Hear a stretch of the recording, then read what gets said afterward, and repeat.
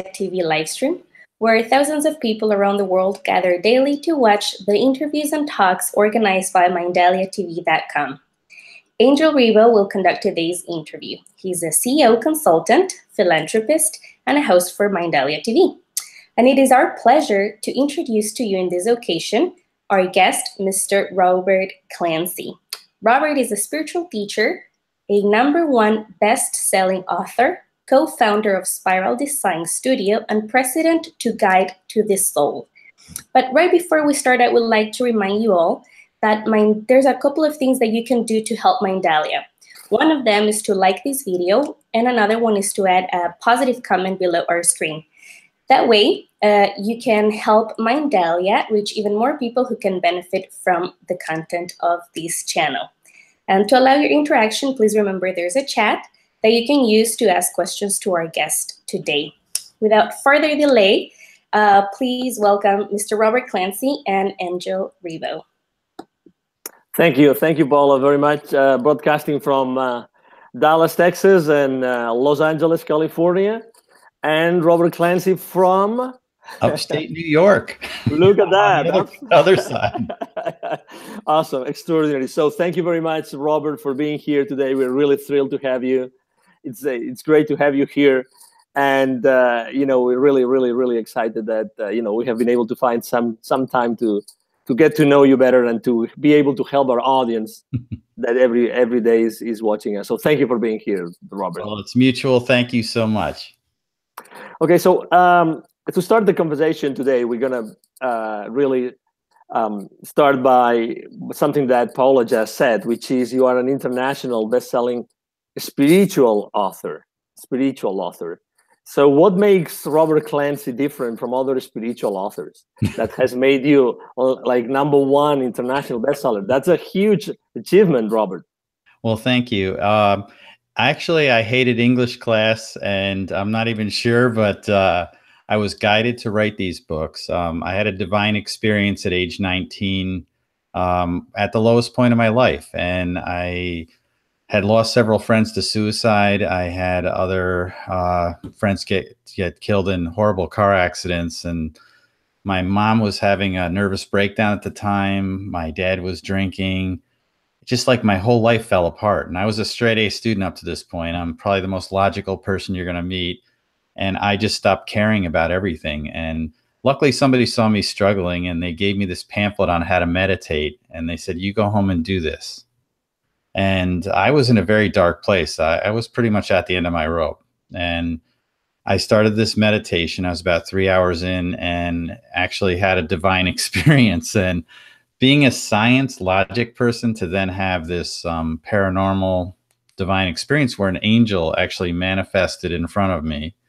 And she touched me in the forehead as well. And I was plugged into heaven and I've never been unplugged from it. And I started my Facebook page in 2012.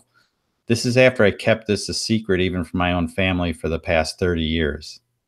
And I just decided to share this with the world. And I needed to live my truth. And that's kind of how this came about. But I see with a clarity beyond clarity of everything, how important kindness is, how important compassion is.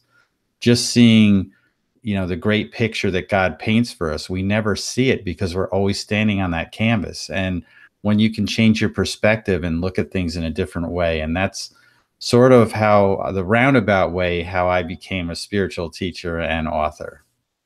Even if you made it like public in 2012, how were you able to live all that number of years, keeping that to yourself? What did you really keep it to yourself, or were you already, manifesting it or experiencing it in other ways?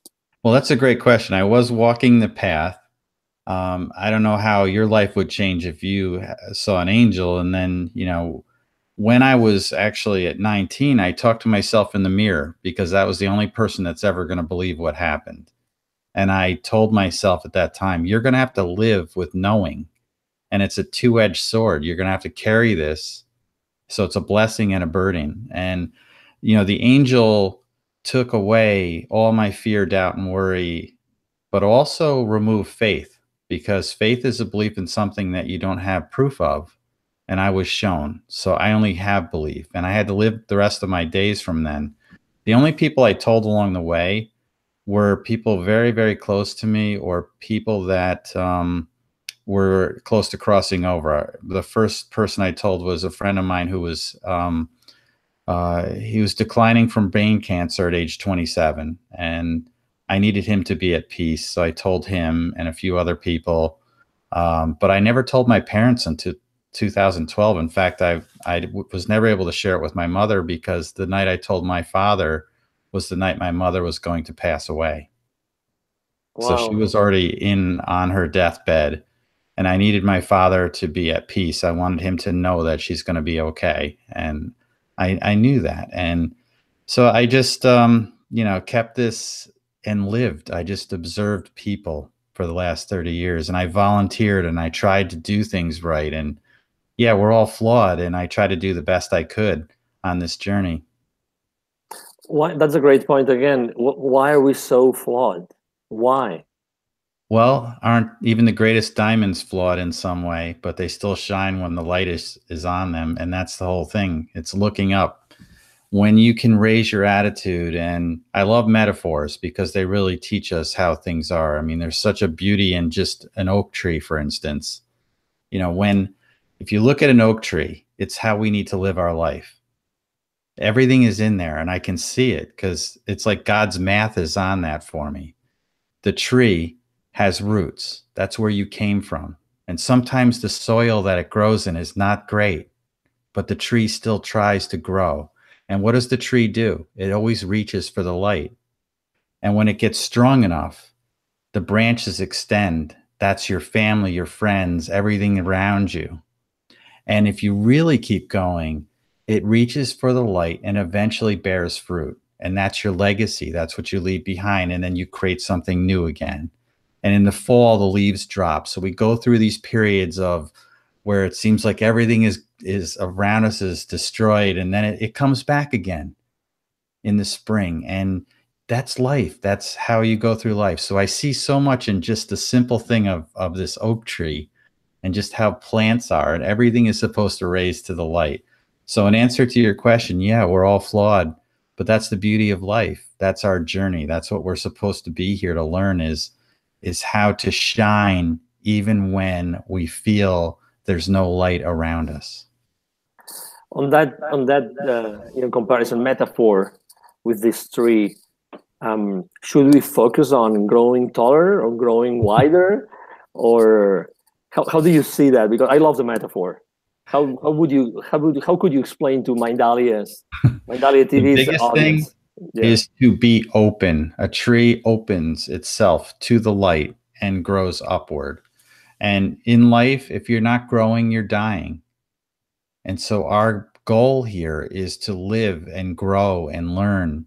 And yeah, we're going to make mistakes along the way, and that's just part of it. And the tree can get damaged. There's storms it has to weather, and a branch can break, and sometimes it gets toppled. But even in the sense that the tree topples and dies, it's going to give life to something else. And that's really the goal. It's our legacy. It's what we leave behind. There are people who have been dead for hundreds of years who are still helping someone today by the beautiful things that they've left behind. And that's really the goal of us all, is to have this legacy. And I decided this gift that I was given, I needed to share with the world. So I started that Facebook page, and I just started posting the words that come into me, because I know that they're going to help someone out there. And I've actually received messages from people who were planning on committing suicide and said, I read what you wrote today and I changed my mind. I mean, what if I didn't post that day? There would be a family in the Philippines without a mother, because that's who was saved by that act. So I know how important it is to put something positive out and to be there for others. And that's that light. So when you go back to the tree, you're creating that light that the tree can grow and raise itself to. How would you describe your gift, Robert? It's hard to say in that way, because I never felt worthy, and I don't know if anyone ever could. I get emotional because how am I, worthy of that? I don't think anybody is. And yet we all are. And that's what I learned. And living with the ability to have these words and share them with the world. And here's one. So let's say that you're dealing with grief right now in your life. The words that come into me are, letting go of grief is not letting go of your loved one. It's creating more room in your heart for the love that you have for them. And if you have great grief, then you must have a very big heart too. And it needs to be filled with that love so you can share it with others. And what that means is grief is the equivalent of love. So if you're in that hurting phase and you have that deep sorrow, and we've all gone through it. I mean, both of my parents have crossed over recently, my best friend from second grade till now, and my 18-year-old niece in the last 4 years. I mean, that's a lot. Plus my best friend's sister committed suicide. Wow. Both of his parents, his grandmother committed suicide, and his aunt committed suicide. This is another close friend. So all of this in a very short amount of time.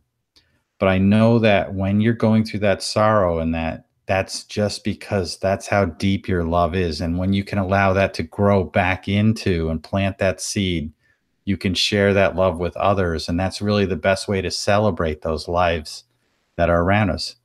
They're not lost. We are. We get lost in that grief. And that's really the point of life, and understanding how deep that love is. There's probably a lot of people that they think that not worthy. You mentioned the word worthy.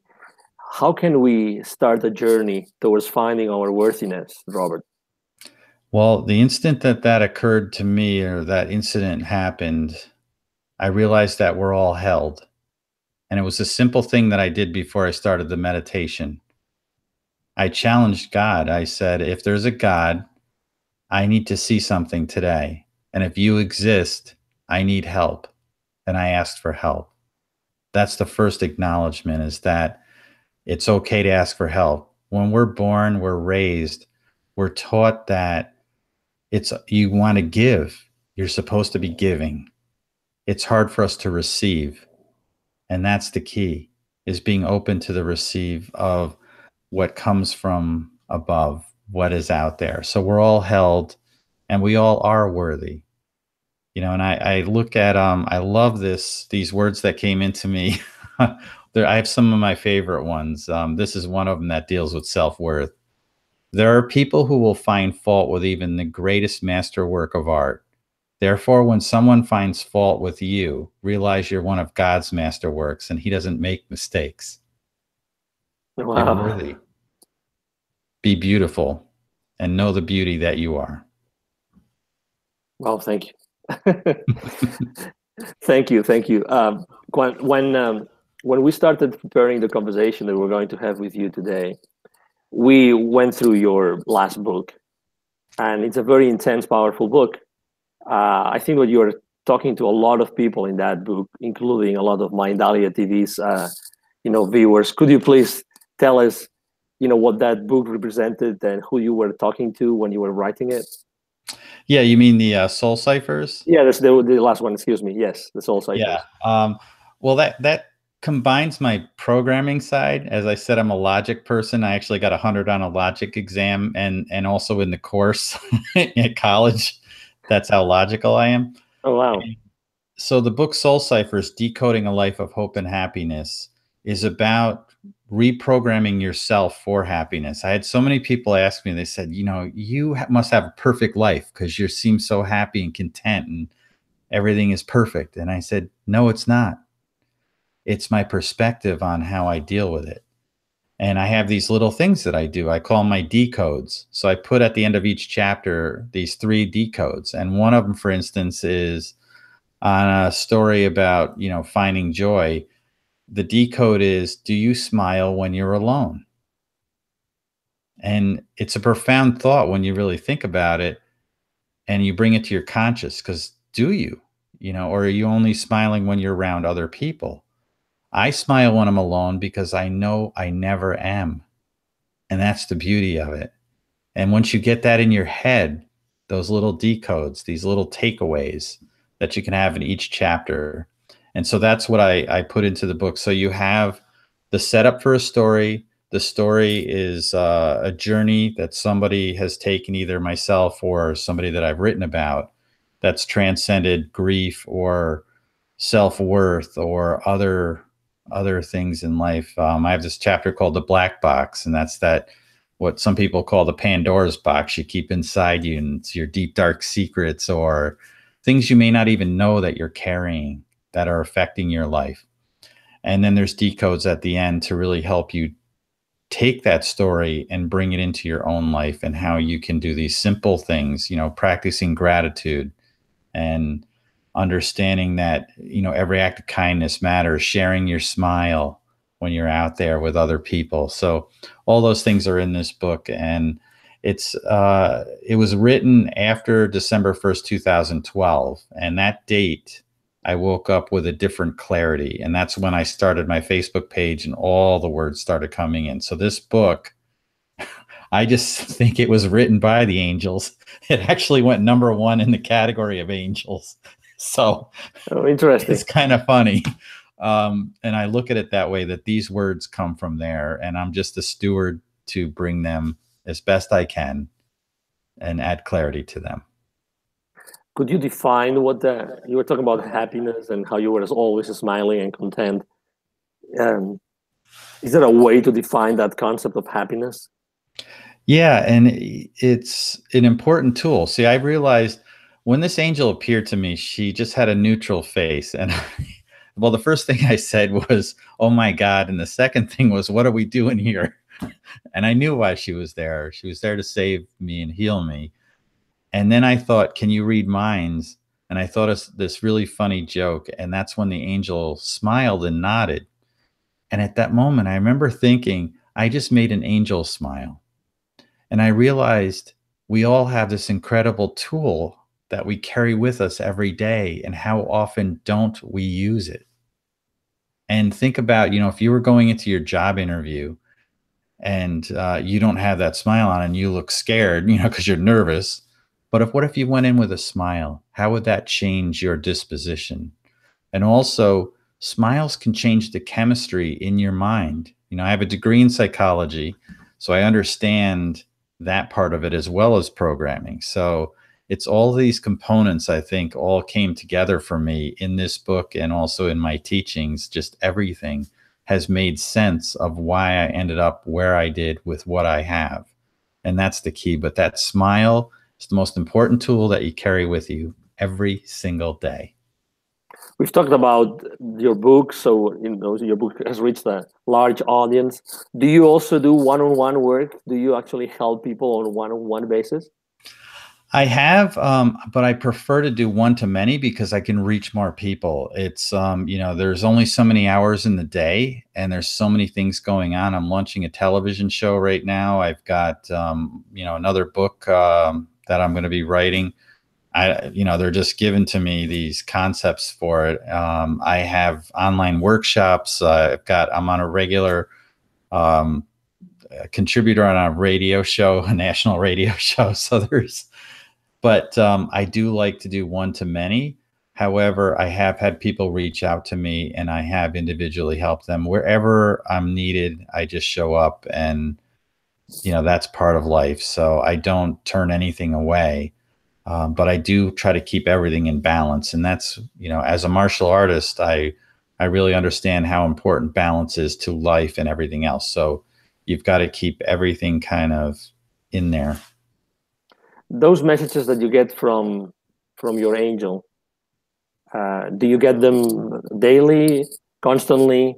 Are you right now talking to us? And most likely I can just look at something and it will just come, any word, if you said, perspective, for instance, as one of the concepts, I will just get, I have like a catalog of all the quotes in my head, all stored as pictures. So perspective would be, there are some leaders that you'll find at the top of a mountain looking back upon their challenges, but often the greatest of all leaders are at the foot of the mountain helping others reach the summit.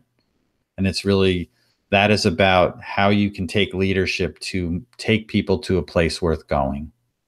And when you think about perspective, if you were in the valley or stuck in a hole in the valley, your perspective would be very simple. It would be rock bottom. And if you look up, you'll find the way out. And when you're on the forest floor, you're then lost in the forest. You've got to go through this in this valley, and it's dark and scary. And if you change your perspective to the mountaintop, all you see is the beautiful sunrises or sunsets across this incredibly beautiful valley, and you don't even see the hole that you were stuck in. And that's what life is. It's looking for the change in that perspective. So that's how I look at these words, and I can see concepts of them, or there actually might be words. And when I was out in San Diego at the Evolutionary Business Council and the Global Influence Summit, I'm in the room with a whole bunch of enlightened people, and I got these incredibly beautiful words. And it is, light is the only other thing in the universe that also travels at the speed of love. And I just marvel at that. That's what I think. I see like an infinity symbol with that quote, because it's just light and love are the same thing. And it means that it's traveling in the darkest areas, but it'll eventually brighten something where there is no light, because the light will reach it. And your heart can do exactly the same thing with love. Is it possible for one of us that has not had this kind of experiences to be able to contact his or her own angels? I don't know how it all works, but I would say that everyone has not only I don't think it's just one angel. I think there are many, and it's thousands of them are around us at all time. Anytime that you ask for the light, and it's understanding that you create light with every act of kindness and the compassion that you do, and that attracts the angels. It's just they're around you to be there. They're guides. That's the one thing that I did learn, is that it's up to us to act. We're here in this realm. They're in that one as guides to help us. They're going to say, hey, if you go and do this, a beautiful thing's going to happen, but you have to choose to go do it. And that's the key, is acting on those things and doing volunteer work and extending your hand, and even sharing a kind word or your smile creates that light. And that's the beauty of it, and the compassion that you can create. We might be flawed, as you said before, but also you also pointed out a very important thing, which is being like not taking action. So what stops us? What do you think, according to your experience and to your knowledge, that makes us be stuck where we are and not take action, although we might have some message of doing it? Yeah. It's fear, doubt, and worry, which I've been able to live without since that time. I mean, the angel took that from me, and I understand that can be a blocker. And as a martial artist, I got my 5th degree black belt. I'm a master martial arts instructor. And when there's pain, the body retracts from that. That's what a martial artist uses. As soon as you apply pain to something, their structure, their balance is taken, and the structure caves, and you retract away from pain. So when you see someone near you who's hurting, our initial reaction is to move away, when in fact the effective martial artist moves into that pain, and that's how they can get through it.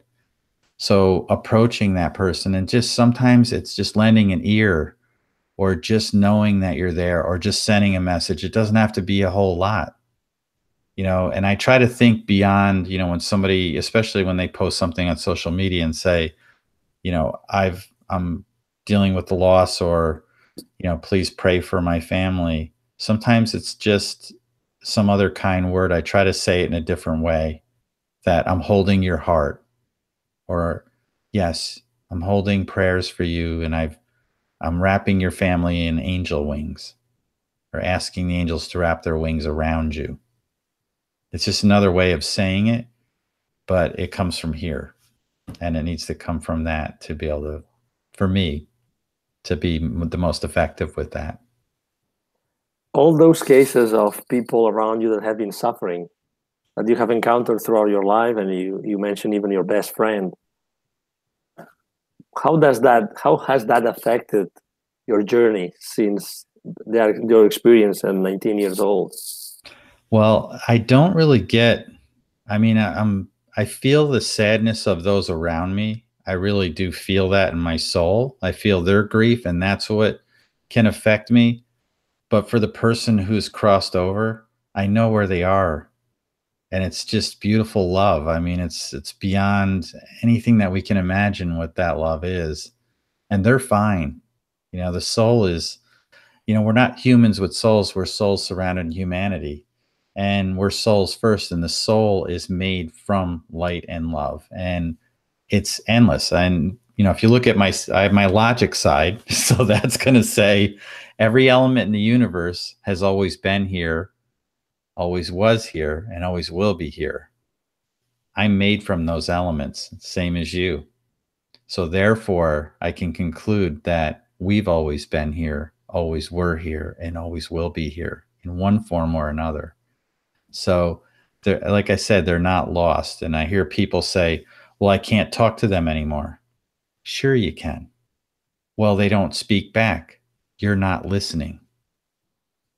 I can't see them. You're not looking hard enough because they're all around you. You celebrate their everywhereness because they are everywhere. So I look at it this way. My parents, my best friend, and my 18-year-old niece are with me all the time. And they are some of my greatest cheerleaders that I've had on this plane that are now on that side working for me and cheering me on. So what could be more beautiful than that? Exactly. do we? So that means that all of us have these people that have crossed over, and they're always supporting us and being our best cheerleaders. All of us. Is there anything that we can do to see them? Because you were saying we don't look at the right place, we don't listen properly or carefully. I call them God incidences. All right. You'll see things that you'll think, yeah, how did that happen? It's a reminder of them in some way. There's like something, and those little cues always make me smile. And even if they're just a coincidence that it just happened to be there, I brought them into my mind and my heart at that moment. So they're here. That's all it takes. And I can understand and take comfort in that. All these people that have some, we all have some issues going on, right? Oh yeah. Even if we take action or we don't take action, what would be like your advice? Is there something that we have to understand better in order to be able to overcome those challenges in our lives? Yeah, it's looking inward. And I like to take the inward journey. So my first book was The Hitchhiker's Guide to the Soul, because you're hitchhiking inward. It's an inward journey to understand who you are. And so many people out there, especially if you're struggling with your own identity, it's figuring out who you are and what your truth is. And then you have your path. And there's two paths. I call it career and your calling and how they align. It's where your passion lies and then where your truth lies. And when you can bring those together, they don't have to be the same path, but they can be intertwined. They'll lead to that end point, which is always love. And that's really the key point of life is traveling that path and understanding your own truth and really what you're here for. So you'll know you're on the right path because it's love. Whenever you're walking that path, if you're feeling this, then you know you're heading in the right direction. A lot of people ask themselves, what is my life purpose? I really don't know. I'm just going through life, and that's what I do, and I'm very busy, and I have to do so many things, and so many people expect lots of things from me. Is there a way to find that journey that you eventually feel yourself that you have found your life purpose?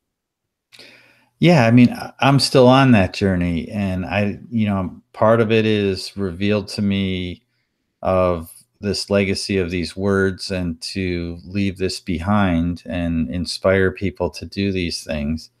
Um, but we all have that purpose, and whatever that purpose is, I know it's going to involve love and compassion and kindness in some way. So you can take whatever you have. And I love the metaphor of superheroes, because superheroes always find their unique talent and they exploit it for the greater good of humanity. So whatever their unique gift is, they exploit that to help others, even though they feel sometimes it's a curse. It's what makes them who they are. And when you understand that about yourself, you'll find your purpose, because it's within that unique piece that you have. There's people that are great comedians because they're just the way they are, the way they're wired. And they took something awful that happened to them and turned it into something beautiful that makes other people laugh and bring that joy into their hearts. So every one of us have that. So I look at, superheroes find their unique talent, exploit it for the greater good of humanity. The cape and mask are optional, but a kind heart is essential. And when you bring that into what you do, you become a superhero. Are you already a superhero, Robert? I am. Actually, it's kind of a long story, but I'm Spider-Man. I have a movie replica version of, it's actually looks like the theatrical full-on replica of Spider-Man. Long story how I got this. It was a friend, and he had me dress up for his son's birthday party because the other Spider-Man couldn't make it. I went kicking and screaming. I did not want to do this. And the only thing I had to do during this whole party was make sure that his son didn't figure out that it was me. And I knew the other kids at the party, and this one little boy who I know came over, looked right in my face and said, "I know who he is, and I'm telling everyone." And I said, no, don't do that. And he got the attention of all the other kids. And then he pointed at me and he said, "He's Peter Parker." And at that moment, I realized I am Spider-Man. So I gathered them all in and I said, "Do you know what the most powerful word in the English language is?" And their eyes got big. And I said, "It's love. And you need to use that word every day. And you need to hug your parents, because that's where your power comes from, when you share that love." And I said, and you should do your homework and clean your room." And the parents are not, and all the kids are like taking notes, like, and I left there. I had to go change. I came back in and I was just regular Joe again, but I wasn't, because the parents were lined up, and this one woman was crying. And she wrapped her arms around me and said, "That was the most beautiful gift someone's ever given to my child."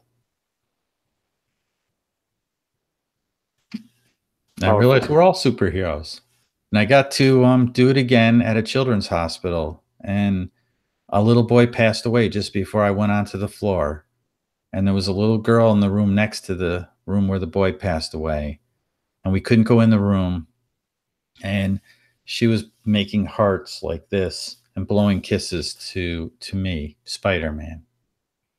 And I handed the nurse a card, and I wrote on the card, "All superheroes have something in common. They never, ever, ever give up on hope."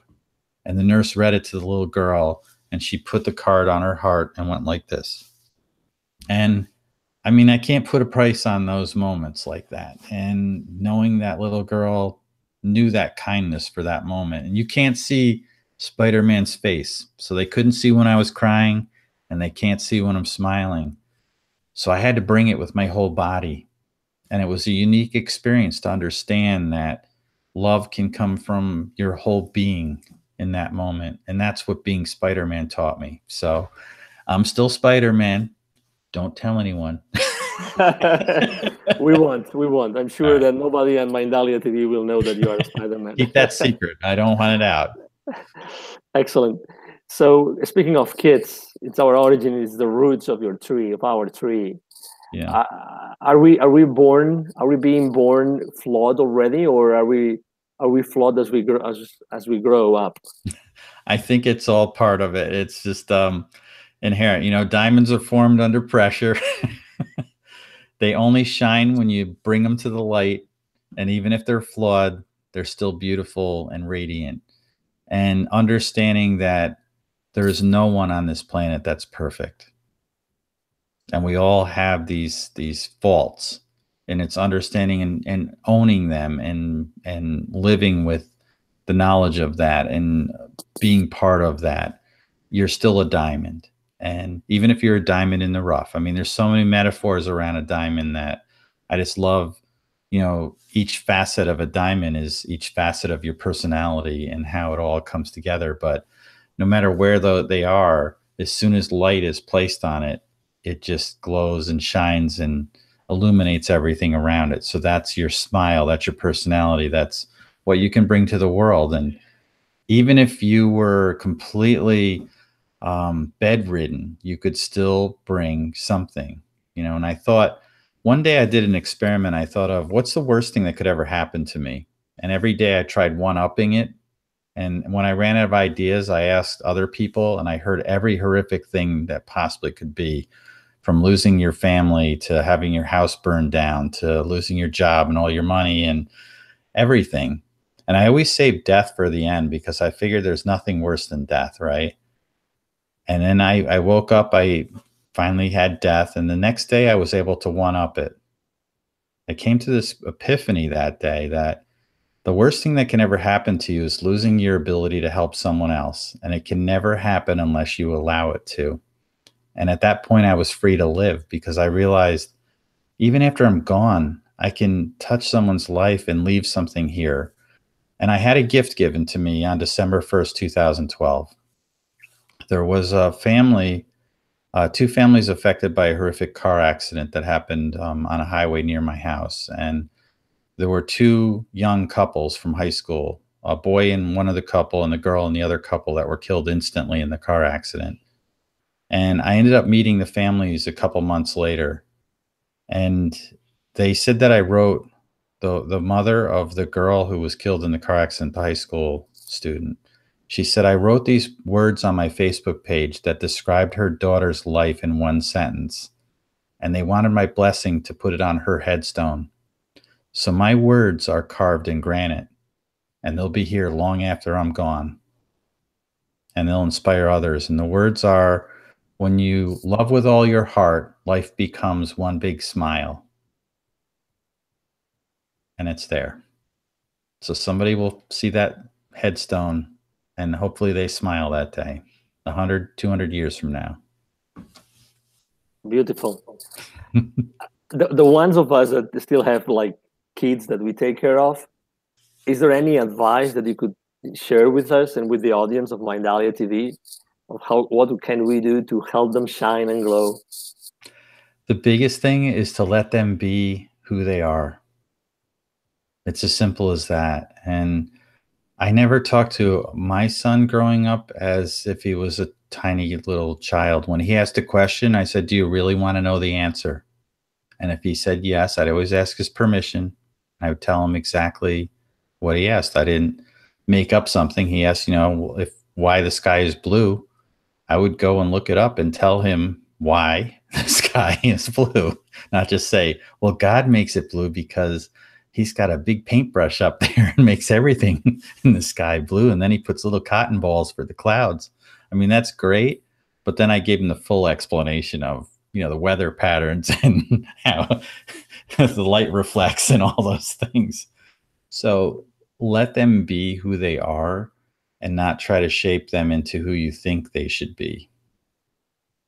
And that's probably the most beautiful thing that you can do. Excellent. Where can our audience find you, Robert? Well, I have a couple places. One is my main website is guidetothesoul.com. And from there, it links out to all of the other social media and other things. And then my marketing firm is spiraldesign.com.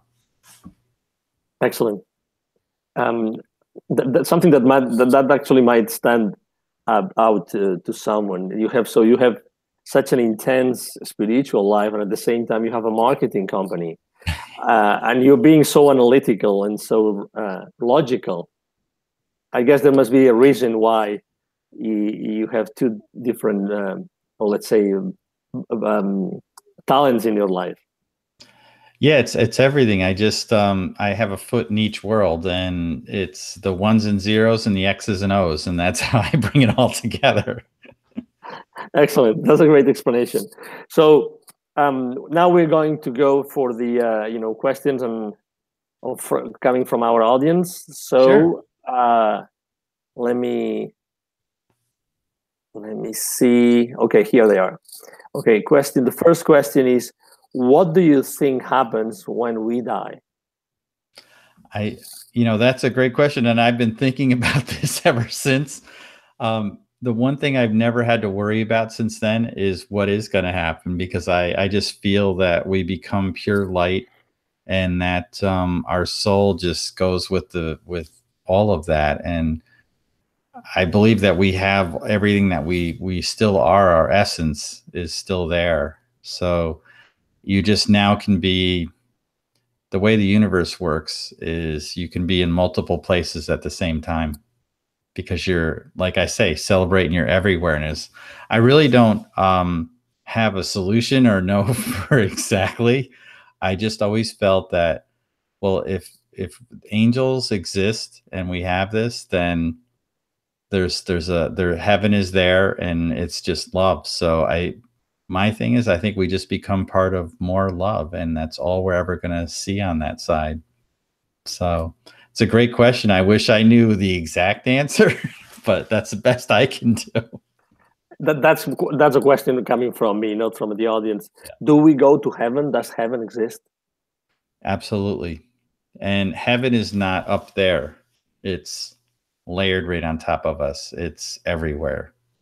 And that's the beauty of it, that we're connected. So every time that you have an act of kindness, for instance, it seems like it's only a single note that we're creating, but actually that act of kindness in heaven becomes an infinite symphony of music sung by a choir of angels for eternity, just by sharing your smile. Wow, beautiful. Next question from the audience. What practical steps can you take towards recovering from a loved one lost? It's to take time. There is no time. And I know people feel like, well, can I just let go of grief? I don't think we're supposed to. We're supposed to have that, because that's just part of love. And it's just taking time and to understand.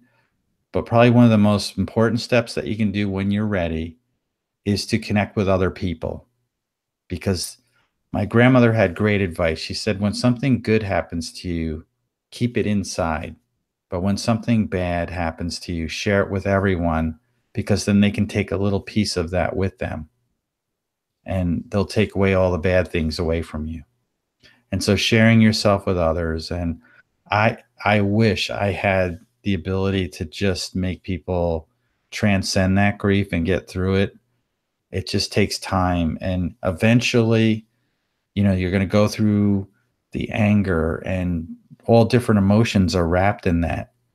And questioning, well, what if I did this and changed this? And what if that happened? And I should have said, these things. And you start second guessing, and you're going to go through all of that. But eventually you can then celebrate that person and what they brought to your life and what they continue to bring to your life. My best friend, I'd love to sit and chat with him. I had a very vivid dream of him a few months ago, and he was right back with me. And I realized he never left. That's the beauty of it. So yeah, it's a great question. And I wish I could take away that pain and the hurt that people have, and they get very depressed or go through that, but let it become love and let that grief transcend that. Excellent. Next question. How can we let go of painful thoughts or thought patterns? Yeah, that's the black box that's inside you. And the best thing that I found for that is meditation, is really connecting with yourself and source. And if you can connect on that level and learn how to meditate and go through that, that's really going to help you know, it's one of the most powerful things that we have is that connectivity, being open to that and covering yourself. The other is to smile and change the chemistry in your mind. Because if you smile, even when you're alone, it's going to change how you're wiring. And there's actually science behind that whole part too. So, you know, learning that and returning to that joy, you got to change your outlook. Even if you're not feeling that smile, the act of just doing it makes the chemistry change. And there's a physical benefit to that. And the third piece is to get out and volunteer and get involved in the community. Because when you're involved in the community and you're doing something for someone else, you aren't thinking about those things or whatever that tape or that recurring thing is in your head. You're helping someone. And there's no way to not feel good when you're done with that. And even though you may not hear the praise from those people, there are people that are thinking about you and what you did for them. And you're going to get that energy coming back into you as well. Excellent. Next question. How can we connect with our kindness and light in times of anger or depression? Yeah, it's the same scenario. Again, it ties into the previous question is getting out there. You know, you renew yourself through embodying compassion, and renewal is all part of it. So it's a cycle, and you can go through that. It's getting out, sharing yourself, and you know, when you connect with community and the circles around you and be around positive people, sometimes you have to look at what is around you because you become that. And, you know, my dad always said, you know, birds of a feather flock together. Well, that old adage is the same thing around, you know, if you want to be positive and transcend that, be around positive people. So if you've got the negative income input hitting you all the time, nothing's going to change. So I always find that, you know, I think it was Einstein said, you know, the definition of insanity is doing the same thing over and over and expecting a different result. So change things up. Even driving a different way to work will change your patterns. So you have to break the patterns. Excellent. Next question. Do you think that we can communicate with those who have crossed over? Yes. I know that I feel there's something greater in the big picture. I don't know all of the answers to that, but I will tell you that I happen to by chance be out in Detroit.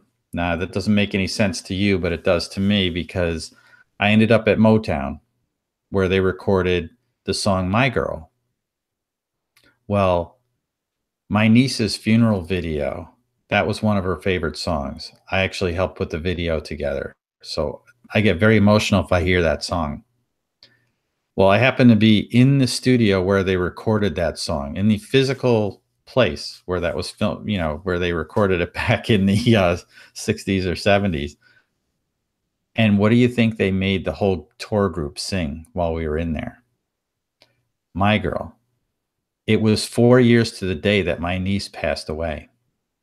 To the day.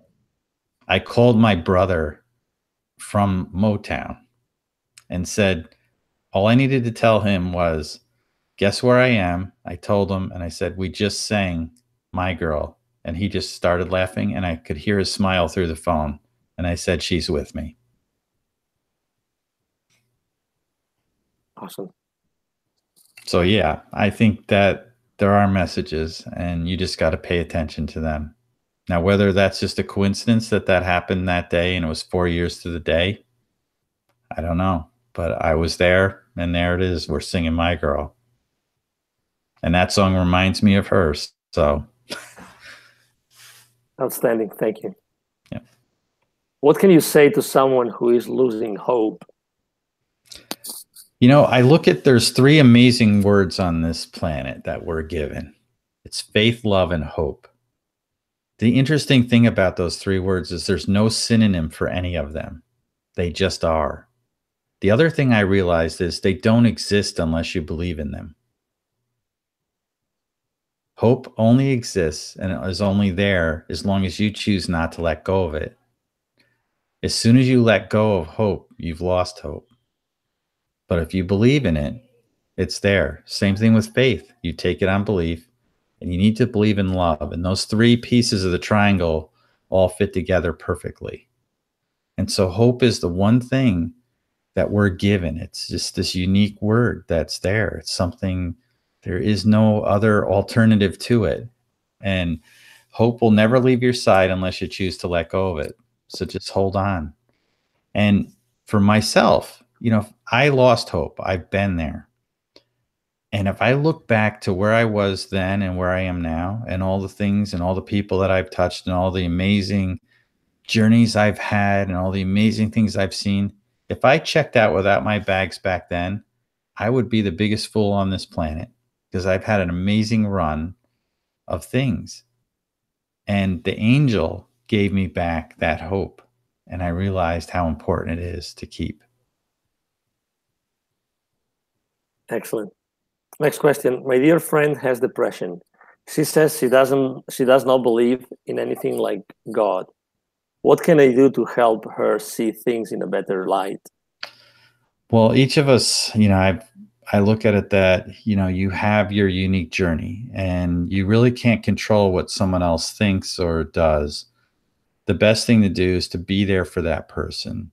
And, you know, it's not really trying to butt heads and control what they're, you know, I've met people that are atheists, and, you know, maybe I was prior to, you know, what happened to me, but I have no choice, because I saw something and I know I wasn't hallucinating. So, you know, on my merit, I just feel God is there regardless if you believe or not, and let them, they still have to have their journey and to return to it.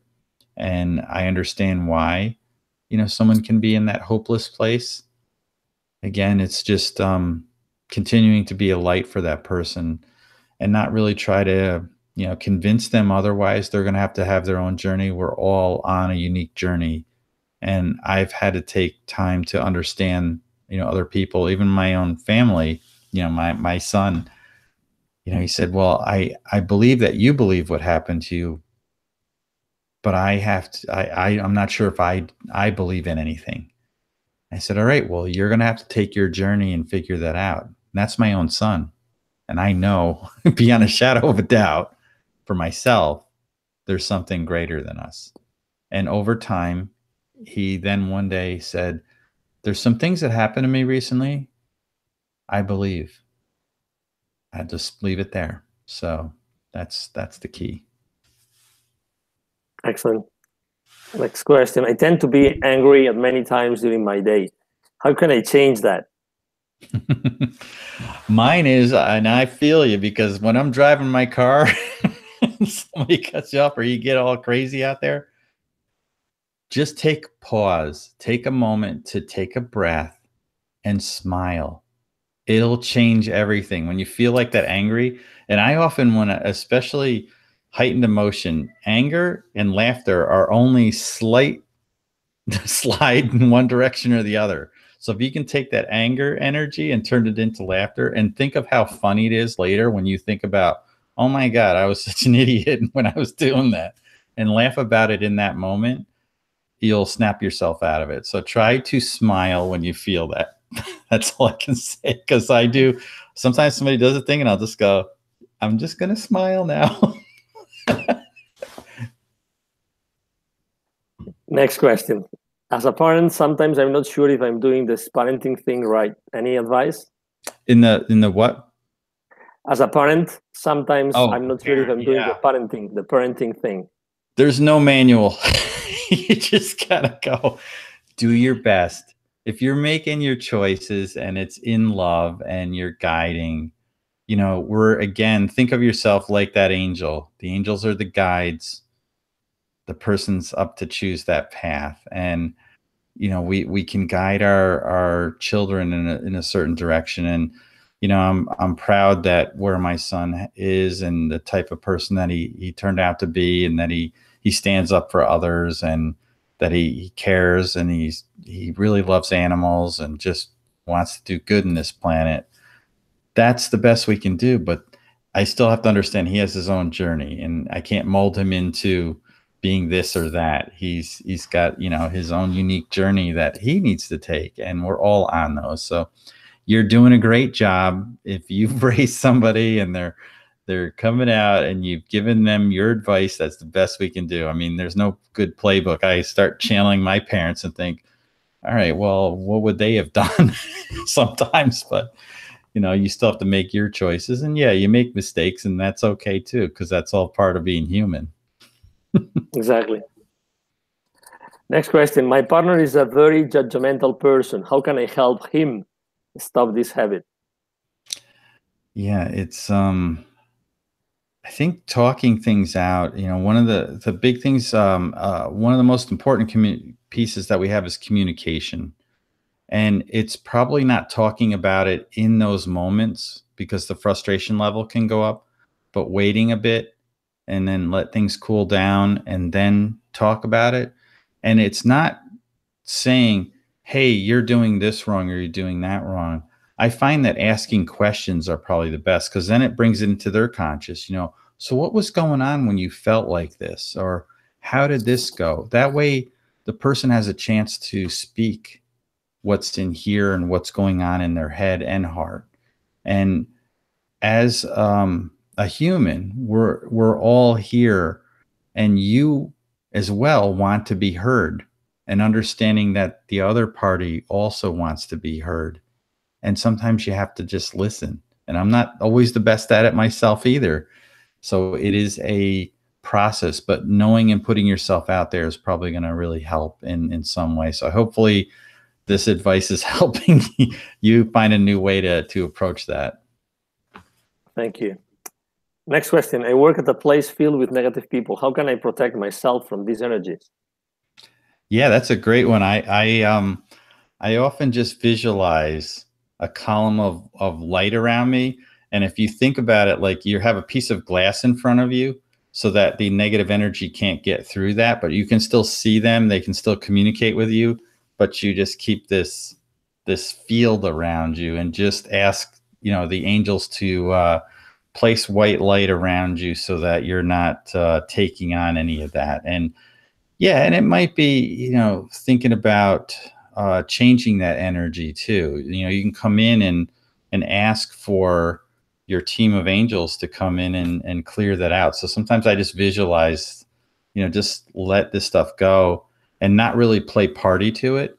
And I find that even in the law of attraction, if I put a negative thought out, it comes back to you. But if you put positive things out, those come back to you. So it's how you balance out that. And it's hard to really do this on a daily basis or practice it, but that's probably the best way to keep your thoughts positive. And you probably want to surround yourself with more positive people, you know, in that circle. Maybe find those that are positive and spend a little more time with them and raise that energy too. Excellent. Thank you. Next question. Who is your top role model when it comes to compassion? I have to go with my parents. I mean, my mother was a beautician, and I learned about what her life was when I was at her wake. And a woman came up to me and said, I know I'm not the prettiest person on this planet, and I consider myself an ugly duckling, but I went to your mom because she not only made me look beautiful, she always made me feel beautiful. And when I looked at the pictures when I was doing my mother's funeral video, every picture that I could find of her, she was smiling. And the other is my father, who he was in World War II. He was actually part of the D-Day invasion, and he liberated a concentration camp when he was there. And I know he saw some pretty horrific things, and he was only 17 years old when he was in World War II. And he said, I needed to stand up for other people who didn't have a voice. And I was there to help them. And he was the ultimate volunteer. So I look at those two things. You know, he had leadership, volunteerism. My mother was a huge volunteer, and she always shared the smile. So those are two great role models that I had growing up. I know we all don't have, you know, may not have parents, you know, on that level that, you know, if we had great parents or not, that's okay. It's understanding that, you know, there is somebody to look up to, and those are two people that I was happy to have, raise me to be who I am today. Excellent. Next question. I have a hard time forgiving not only other ones, but myself. What can I do? Yeah. And, the key to it is starting with forgiving yourself and understanding that it starts there. And the other, to forgive other people, it's probably the biggest challenge that people have mentioned on my page. It's probably the most volatile messages. When I post something about forgiveness, the words come. I have a quote that I downloaded. It's just a little. It's grace is given, your heart is forgiven. Today is the day to simply start living. And there's so much in those three little phrases, because you are given the grace and that you already are forgiven. So if you're forgiven, you're given that gift to use here. And it's never about the other person. You're not, I think there's a change in your mind that you need to say, I'm not condoning what they did by forgiving them. I'm just letting go of it so I can live and I can be free. It's more about you than it is ever about that person. And there's a great exercise. It was Dr. Shawn DePiron. She does Project Forgive. So if you go to, she has a Facebook page. If you just Google Project Forgive, beautiful quotes. Her whole thing is about that. And she did this amazing exercise where all you need is a good close friend, and the person that you have this angst over, this forgiveness. What would you like them to tell you that they never got to say? And have a proxy, another person, stand in for that person. Tell them what you would want them to say to you and have them say it to you. It was very powerful when we did this. People broke down because they were finally able to release the things. Maybe this person has passed away that you need to forgive, so they can't tell you what you need to hear. But if you have this proxy, this person fill in, it's very powerful, and it's a great exercise to do. But I learned that from Dr. Shawn DePiron. Wow, it sounds powerful. Yeah. Excellent. Next question. What are you still curious about when we talk about spirituality? I'm curious about everything. I wake up every day and I'm thinking, well, how does this work? Or how big is the universe? I'm curious of, what's on other planets, where does all the light go, and how many angels are there? And I think about all these things, and I just know that there's this huge vast universe, and I want to explore it. That's where my curiosity is. And I think about just everything in that sense. And I call it the big show. So I really want to know what happens when we cross over, like what really does happen. And it's this celebration. So, I've lived without that fear. The only thing is I want to get everything done before I go. So that's probably my biggest, I just want to, and I'll know when the time is right, when it's there. So I'm not worried about that, but I just enjoy life. So every moment, I'm just taking in things, and just stop and look at the small moments in life. That's the key. What I'm curious about are those little things that people miss. Just how a child smiles, or how two people hold hands, or, I don't want to miss those moments. So that's what I'm most curious about. And I felt, I was rushing through life before that it's like running through a museum with your eyes closed, and just take time to take in life. And that's what I'm most curious about. Excellent. Next question. I struggle with meditation. Any advice on how to stop thoughts coming to my head? Yes. I just focus on one thought. So instead of trying to clear your mind, try to steer it into one thing.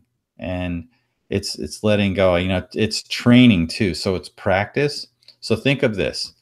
If you're a good swimmer, put your hand up, say, hey, I'm a really good swimmer. Well, are you in the Olympics? Well, I thought you said you were a good swimmer. Well, how do the Olympians get in there?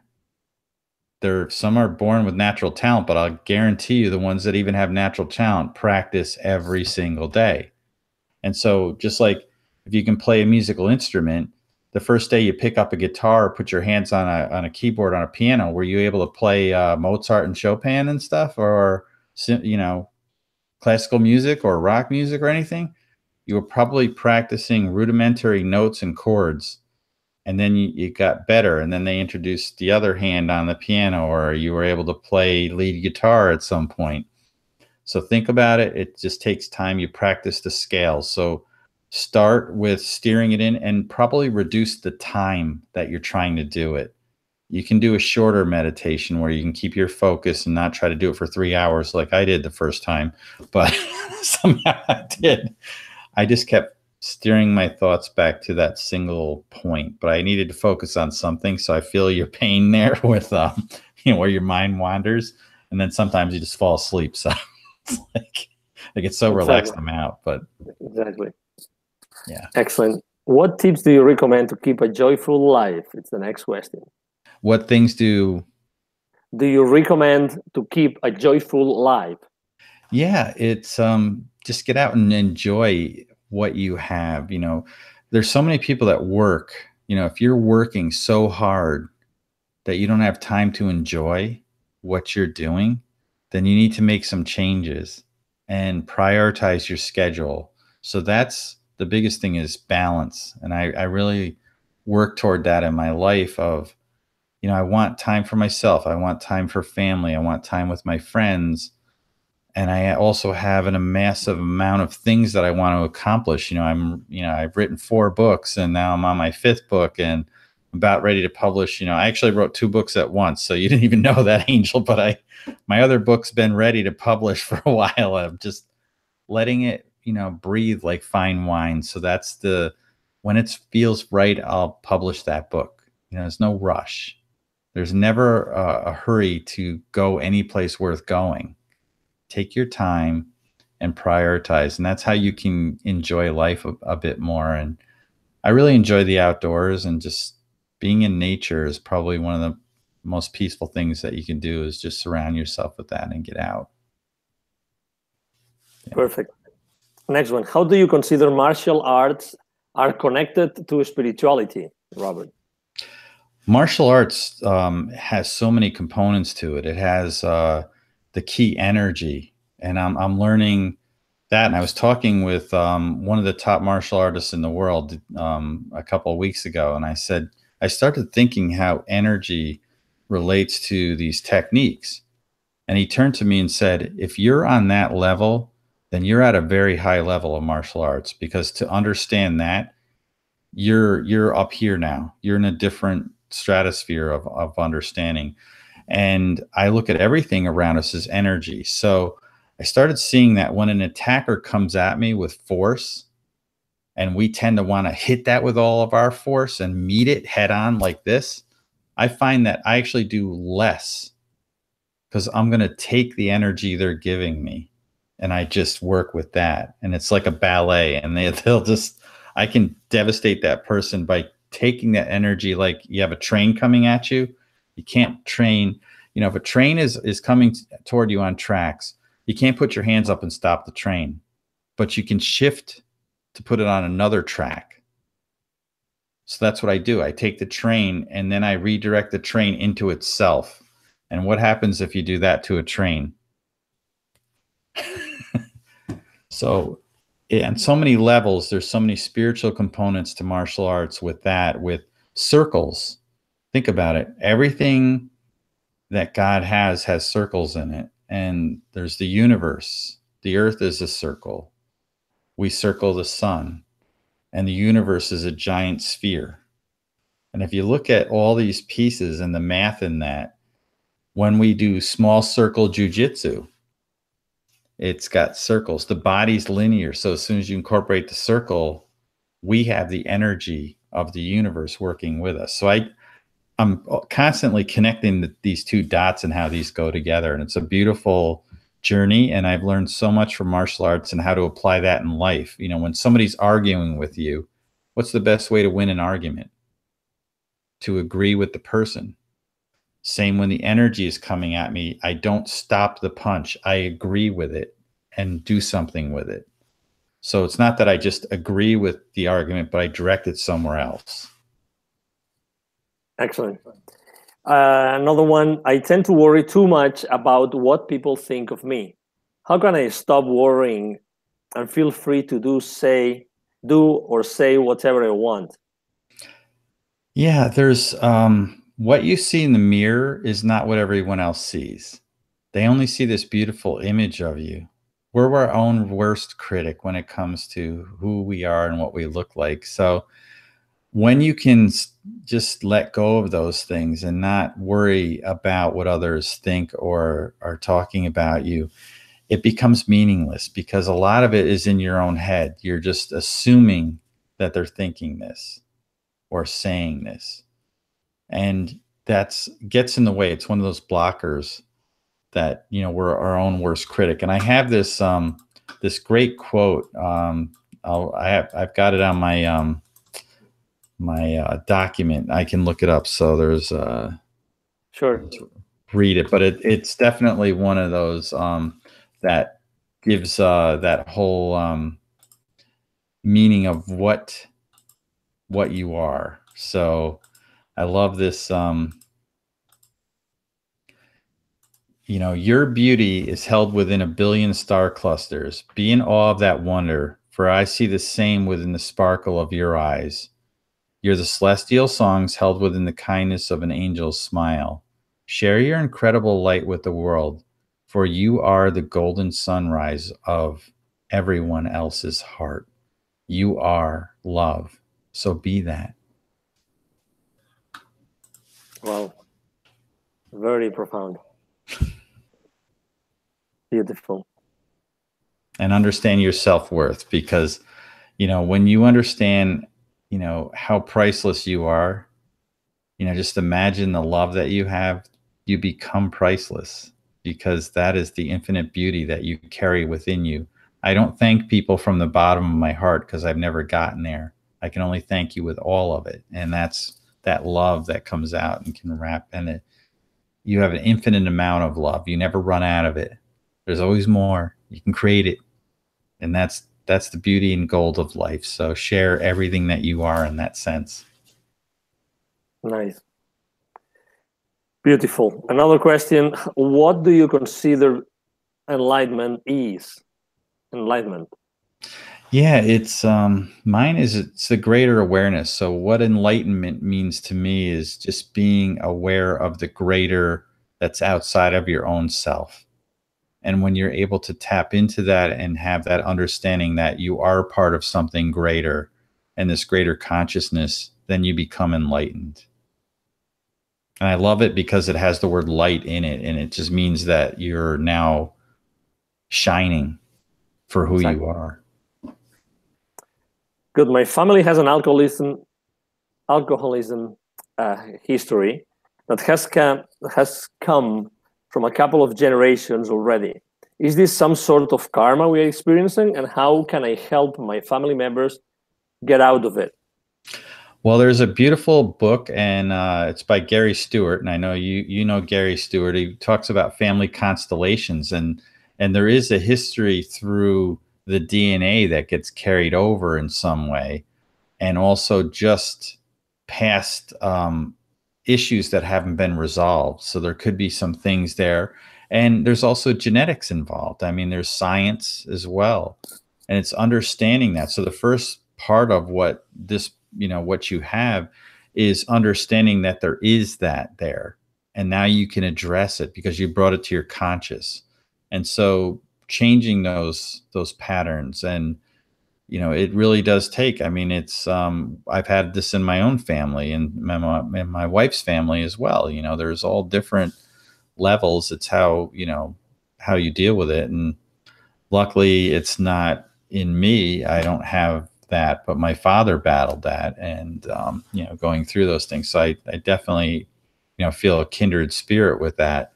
However, you can change these patterns. And I don't think it's, necessarily karma in that way, because then you're bringing energy to that. It's more that keep in mind, this is something that you can change and control, because you're in control of yourself. And that's the only one that you really do have control over for the most part. Excellent. How do we become more aware of what thoughts or habits are holding us back, or holding us, excuse me, from success or happiness? Well, if you're doing something and it's bringing you joy, then you know you're on the right path. And if it's not, then you need to make some changes. And I find that, just changing those patterns up, changing what you do and how you approach things is probably the key to solving that. And when you get in that cycle and it keeps happening over and over, you're around the same people doing the same thing. The same things are going to happen over and over and over. It's like a broken record. Change your patterns in life into more positive ones. Get out and be around those positive circles. And I look at, we have a lot of circles around us at all times. You have your family circle, your friend circle, your work circle, your community circle, and then the world and the universe.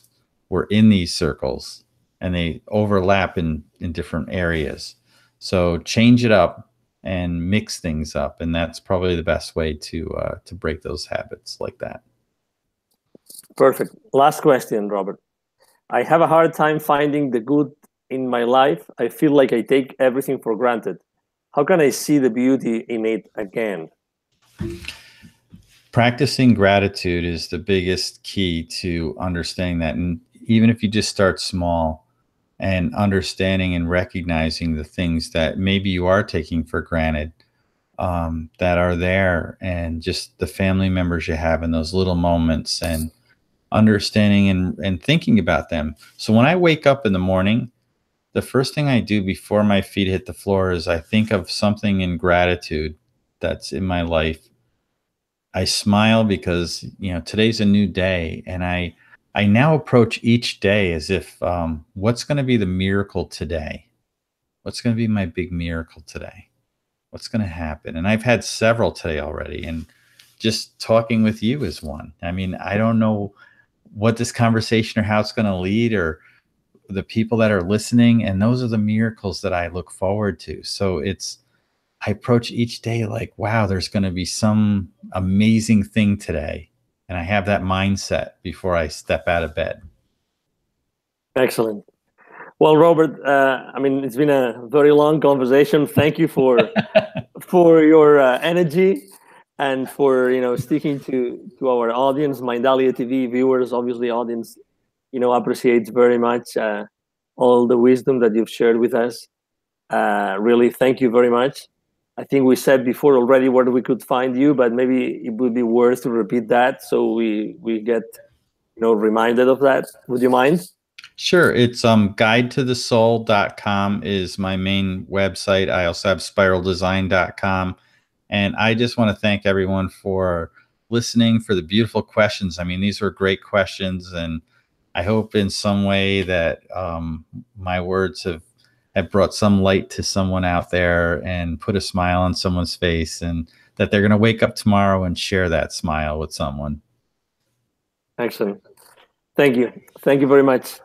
And for everyone watching us, really thank you very much for being with us today. This is Angel Rebo with Mindalia TV. And again, thank you very much for being with us today, and more to come in the coming days. Thank you very much.